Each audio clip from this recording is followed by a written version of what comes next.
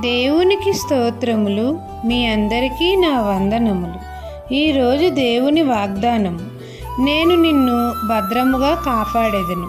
యిర్మీయా 40వ అధ్యాయము 4వ వచనము. మన ప్రభువైన యేసుక్రీస్తు మనల్ని భద్రంగా కాపాడుతానని అంటున్నారు. మనము దేవుని కుమారులము కావడానికి దేవుడు తన ప్రియకుమారుడైన యేసయ్య పవిత్ర రక్తం ద్వారా మనల్ని పరిశుద్ధీకరించి మన చేతుల సంఖ్యలను విప్పి మనము పాపము అనే దాస్యపు బంధకాల నుండి మనల్ని విడిపించాడు. తన కృపతో మనల్ని రక్షించాడు. మన చుట్టూ తన దూతలను కావలిగా ఉంచాడు. తండ్రిని మనము ఎల్లప్పుడూ ప్రేమించాలి. అప్పుడే యెహోవా మనల్ని భద్రంగా కాపాడుతాడు.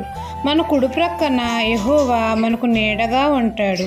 మన ప్రాకారములో నెమ్మది కలుగజేస్తాడు. మనకు క్షేమమును కలుగజేసి మేలుతో మన హృదయములను తృప్తిపరుస్తాడు. ఇశ్రాయేలును కాపాడువాడు కునుకడు నిద్రపోడు కాబట్టి ఏ అపాయము రాకుండా తండ్రి మనల్ని భద్రంగా కాపాడుతాడు. ఈ దిన వాగ్దానము నా జీవితంలో నెరవేరాలని కోరుకుంటూ దేవుని సువార్త పరిచర్యలో మీ సహోదరి. ఆమెన్.